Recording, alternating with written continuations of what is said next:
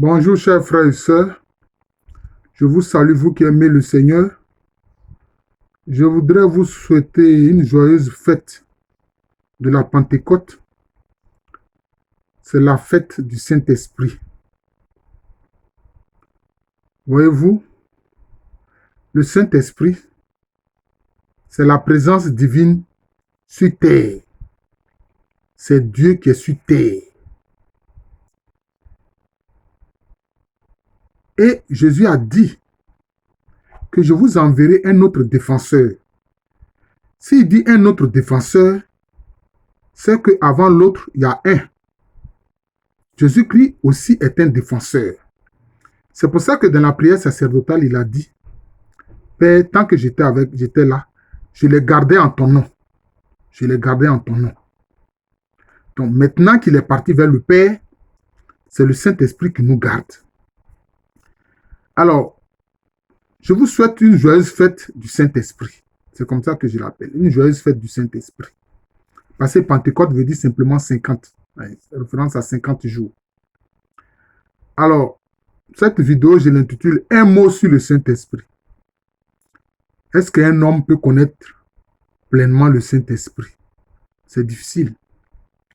Celui qui a dit des choses fondamentales sur le Saint-Esprit, l'humain qui a pu dire des choses fondamentales sur le Saint-Esprit, après que Jésus-Christ ait parlé du Saint-Esprit, c'est Saint Séraphin de Sarov.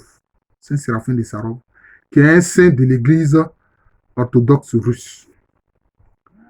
Voyez-vous, Jésus, avant de venir s'incarner dans la Vierge Marie, Jésus, lui, il est la parole de Dieu. Mais l'Esprit Saint, lui, il est l'Esprit de Dieu. Il est le souffle de Dieu. C'est pour ça que déjà dans la tradition, je peux dire hébraïque ou juive, l'Esprit est appelé Roua. C'est le souffle, ça fait référence au souffle. Jésus est conçu de l'Esprit Saint. Nous allons voir que c'est fondamental. Parce que qui conçoit? C'est l'être féminin qui conçoit. C'est l'être féminin qui conçoit. Ne soyons pas étonnés de cela. Puisque Dieu même a dit, faisons l'homme à notre image, selon notre ressemblance. Mais à la fin, qu'est-ce qu'il fait? Dieu crée l'homme à son image, il le crée, homme et femme, féminin, masculin, masculin, féminin. Vous voyez? C'est le Saint-Esprit qui conçoit. Comme une mère conçoit. Comme l'être humain, l'être féminin conçoit. Vous voyez? Et le Saint-Esprit est le consolateur. Mais qui nous console quand nous sommes blessés? C'est la mère, c'est l'épouse. Donc c'est l'être féminin qui vraiment console. Je peux dire qu'il y a l'efficacité de la consolation. Cela ne veut pas dire que l'être masculin ne peut pas consoler. Voilà. Mais c'est cela. Et voyez-vous que dans, je peux dire, entre guillemets, les attributs fondamentaux de Dieu, voyez, on parle de la sagesse éternelle de Dieu. Si on dit sagesse éternelle, cela fait référence à quoi? Au temps, éternel au temps. Maintenant, on dit l'intelligence infinie de Dieu. L'infini, ça fait référence à quoi? Ça fait référence à l'espace. Or, c'est Jésus qui est la sagesse éternelle de Dieu. Et c'est l'Esprit Saint qui est l'intelligence infinie de Dieu. Vous voyez? Donc, parlant de la sagesse de Dieu, il y a la référence au temps, à l'éternité. Maintenant, parlant de l'intelligence infinie que est le Saint-Esprit, il y a la référence à l'espace qui n'a pas de limite, à l'espace qui est infini. Mais on a vu que Albert Einstein, au niveau de la physique générale, a révélé une chose importante que anciennement, les physiciens ne savaient pas. Parce que avant les physiciens, avant Einstein, Albert Einstein, pensaient que le temps et l'espace étaient deux choses différentes. C'est Einstein qui a dit non. L'espace et le temps, c'est la même chose, mais comme si c'est des positionnements différents, mais c'est la même chose. C'est comme ces deux faces d'une même pièce. Vous voyez? C'est pour ça que Jésus a parlé du Saint-Esprit comme un autre lui-même. Comme un autre lui-même. C'est cela. Comme un autre lui-même. Il est le protecteur, mais il dit, je vous envoie un autre protecteur. Le paraclet. Le paraclet, on traduit ça par avocat, mais cela veut dire en fait, celui qui est à côté de vous. Donc, qui veille sur vous. Oui, qui veille sur vous. Et il a dit, si je ne vais pas vers le Père, le Saint-Esprit ne viendra pas vers vous. Vous voyez? Parce que les deux n'ont pas besoin d'être là en même temps. Et vous remarquerez que, d'ailleurs, c'est ce que c'est le texte de l'évangile d'aujourd'hui. De sa bouche, il a soufflé sur ses apôtres, il leur a dit, recevez le Saint-Esprit. Ceux à qui vous retiendrez les péchés, sur terre ici, cela sera retenu au ciel. Ceux à qui vous effacerez, vous pardonnerez leurs péchés, cela sera pardonné au ciel. Cela veut dire quoi? Cela veut dire que la respiration de Jésus-Christ, là, c'est le Saint-Esprit. Voilà. Quand il inspire, il expire, c'était le Saint-Esprit. Donc le Saint-Esprit, en ce moment-là, n'avait pas besoin de descendre. Parce que la respiration de Jésus-Christ, c'est le Saint-Esprit. C'est pour ça qu'il a dit qu'il faut que je parte. Mais même là encore, vous voyez, quand le Seigneur Jésus-Christ souffle l'Esprit sur ses apôtres, il leur donne le pouvoir de lier et de délier. Celui à qui vous pardonnerez les péchés sur terre, cela sera pardonné au ciel. Celui à qui vous maintiendrez les péchés sur terre, cela sera maintenu au ciel. Cela veut dire quoi? Il leur donne le pouvoir de juger. C'est pour ça que je ne suis pas d'accord avec dire, quand on dit non, ne jugez pas, vous ne serez pas jugés. Ceux qui ont le Saint-Esprit, ils jugent. Voilà la preuve. C'est pourquoi Jésus a dit, recevez le Saint-Esprit. Vous l'avez reçu. Celui à qui vous maintenez le péché, cela est maintenu. Celui à qui vous élaguez le péché, cela est élagué et effacé. Donc, c'est un peu ça. Donc, c'est comme si le Saint-Esprit, en tant qu'esprit consolateur, pose un acte qui est fondamentalement maternel. Un acte qui est fondamentalement maternel. Voilà. Et puis, nous constatons une chose. Concernant la Sainte Trinité, on dit le Père, le Fils. Mais la notion de Père et de Fils font référence à quoi? Ça fait référence à la notion de famille. Mais vous avez vu une famille sans mère? Voilà. Donc, c'est comme si le Saint-Esprit, c'est Dieu en son expression maternelle. Et ça, je ne suis pas le premier à le dire. Vous voyez, il y a un auteur qu'on appelle F.X. Derwell. Il a écrit un livre fantastique. Je l'ai dans ma bibliothèque. Vous savez, je suis un peu brouillon, donc il n'est pas bien rangé. Je l'ai lu, c'est un livre merveilleux. Fantastique. Vous voyez. Et il montre dans ce livre-là que vraiment, le Saint-Esprit, c'est Dieu en son expression maternelle. Vous voyez, Dieu en son expression maternelle, qui console. Et même, vous savez ce qu'il a osé dire. Ce n'est pas facile de parler de Dieu, parce qu'on ne peut pas connaître Dieu pleinement. Mais il a osé dire dans sa conclusion, or son ouvrage a reçu l'imprimatur d'un évêque. Il a osé dire que la Vierge Marie est le visage humain du Saint-Esprit. Pourtant, on dit que la Vierge Marie est l'épouse du Saint-Esprit. Quand on dit épouse, ça veut dire quoi? C'est une alliance. Il ne faut pas voir ça comme le mariage d'un homme et d'une femme. Non, non, non. C'est une alliance. C'est une alliance. Mais il a osé conclure. F.X. Derwell a dit que la Vierge Marie est le visage humain du Saint-Esprit. Vous voyez? Visage humain du Saint-Esprit. Voilà. Il a osé dire cela. Pour vraiment montrer le côté maternel, je peux dire, du Saint-Esprit qui nous console. Voilà. Comme une mère console ses enfants. D'ailleurs, Abraham, dans son cheminement avec Dieu, Dieu s'est révélé à lui aussi comme El Shaddai, celui qui, comme une mère, pourvoit à ses besoins. Dieu lui a dit, je suis comme une maman. Abraham, ne t'en fais pas. Je suis comme une maman qui a des mamelles pour pourvoir à tous tes besoins. Excusez-moi. Kadi, il faut attendre. Ou bien il faut commencer au loin là-bas.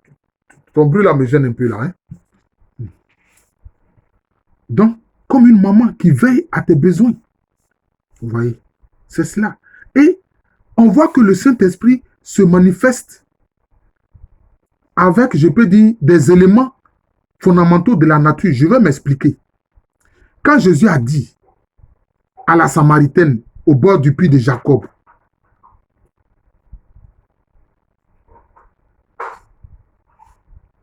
si tu comprends ce que je dis, moi, je peux te donner l'eau qui va faire que tu n'auras plus soif.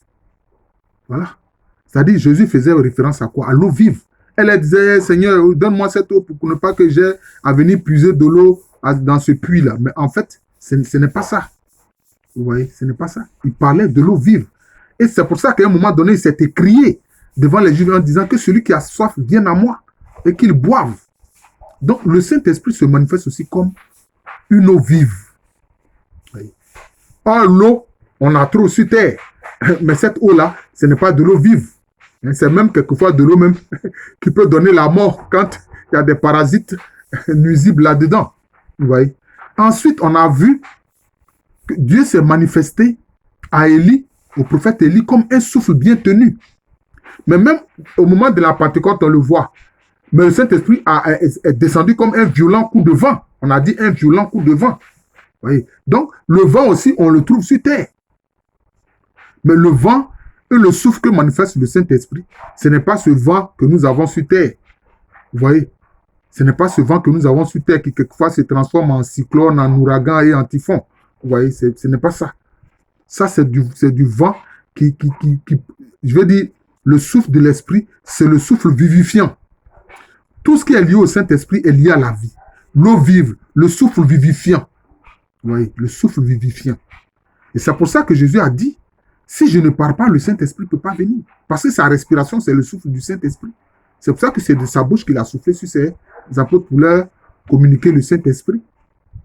Et tout se passe comme si Jésus étant sur terre, le Saint-Esprit étant dans les cieux avec le Père, c'est comme si ça forme un triangle. Hein?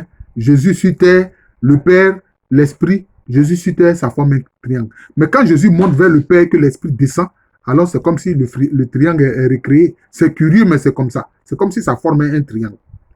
Mais on le voit dans le livre de la Genèse, le commencement. Il est dit quoi? Que l'Esprit de Dieu planait sur les eaux. Avant que Dieu ait commencé à parler pour créer. Mais quelles sont ces eaux-là? Je me suis toujours demandé, mais quelles sont ces eaux? Quelles sont ces eaux dont parle le livre de la Genèse? Je vais retrouver ça ici. Oh, excusez-moi. C'est pas bien grave. C'est dans le livre de la Genèse. On dit, l'Esprit de Dieu se mouvait sur les eaux. Alors que Dieu n'a même pas encore commencé à parler. Parce que quand il parle, d'abord, sa première parole, il dit que la lumière soit. Mais on parle de ces eaux qui étaient là avant, sur lesquelles l'Esprit de Dieu se mouvait. Quelles sont ces eaux-là? La Bible ne le dit pas. La Bible ne le dit pas. Curieusement, la Bible ne le dit pas. Mais je vais vous surprendre. Ce sont plutôt les textes hiéroglyphiques de l'Égypte antique qui en parlent. Ce sont les textes de l'Égypte antique qui en parlent. De l'Égypte des pharaons qui en parlent. Ces eaux-là, les Égyptiens anciens l'appellent les eaux primordiales. Ils disent que c'est de cette eau-là que la création a surgi. Vous voyez? Donc c'est comme si quand le Saint-Esprit se mouvait sur les eaux, bon, jusqu'à l'image, je peux prendre. C'est comme si le Saint-Esprit était en train de couver ces eaux-là pour que la création puisse surgir, que quand le Père dit la parole qu'est Jésus-Christ, alors les choses se mettent en place. Mais les anciens Égyptiens, comment ils appellent cette eau-là? Ils appellent ça les eaux primordiales, qu'ils appellent le Noun. Ils appellent ça le Noun. Mais voyez-vous, dans l'alphabet des Hébreux, il y a une lettre qu'ils appellent Noun, qui est la 14e lettre, si je ne me trompe pas, qui fait référence aussi à l'eau. Ça fait référence à l'eau. Oui, ça fait référence à l'eau. On sait que la 13e lettre même fait aussi référence à l'eau. Mais le Noun, c'est comme si c'est une eau d'une pureté, d'une grande pureté qui est ancienne. Vous voyez? C'est cela. Et donc, le Noun dont parlent les Égyptiens anciens, on retrouve ça dans les lettres, dans les 22 lettres de l'alphabet hébraïque. Le Noun, c'est la 14e lettre. Mais il y a 22 lettres, mais en fait, il y a 27 puisqu'il y a des lettres finales qui sont des reprises d'autres lettres. Voilà. Comme ça. Et donc, nous voyons aussi que le Saint-Esprit aussi se manifeste aussi comme feu. Mais le feu, c'est quoi? Le feu, c'est la lumière. Quand les langues de feu viennent se poser sur les différents disciples du Seigneur Jésus-Christ. Donc, vous voyez que l'Esprit Saint se manifeste comme eau vive, comme souffle vivifiant, mais comme aussi comme un feu purificateur, comme un feu sanctificateur, comme un feu sanctifiant, comme un feu qui sanctifie. Vous voyez, c'est cela. Or, le feu, l'eau et le vent sont des choses qu'on trouve sur terre. Mais je peux dire que ça, c'est dégradé. Sur terre, c'est dégradé. Le feu qui est sur terre est destructeur. On voit ce que les volcans font. Vous voyez? Maintenant, le vent qui est sur terre est aussi destructeur. On voit les cyclones, les ouragans, les typhons. Mais l'eau aussi qui est sur terre est destructeur. Quelquefois, on voit les inondations. Vous voyez? Alors que concernant Dieu, concernant le Saint-Esprit, c'est l'eau vive. C'est le souffle vivifiant. C'est le feu sanctifiant. Vous voyez? Et d'ailleurs, quand on lit le livre de l'Exode, quand on regarde le livre de l'Exode, qu'est-ce qu'on constate? Les Hébreux dans le désert bénéficiaient de la présence du Saint-Esprit. Et c'était comment? La nuit, cette présence-là se manifestait comme une colonne de feu. Ça se manifestait comme une colonne de feu. Et la journée, ça se manifestait comme une colonne de nuée. Vous voyez? Colonne de feu la nuit, colonne de nuée la journée. Colonne de feu, on vous parle bien du feu. Le feu qui est lumière, qui est chaleur. Vous voyez? Qui est flamme. Le feu est flamme, c'est lumière, chaleur. Maintenant, colonne de nuée, la matinée, la journée, c'est quoi? La nuée, c'est quoi? C'est l'eau. C'est l'eau. Oui, c'est l'eau. L'eau aussi qu'on trouve sur 3 états, hein, liquide, solide, gazeux. Vous voyez? Donc, c'est pour ça que moi, j'invite les chrétiens. Hein, quand vous allez vous coucher, c'est la nuit, demandez à l'Esprit Saint de se manifester sous forme de colonne de feu de l'Éternel pour vous couvrir, pour vous protéger. Vous protégez vous et votre famille.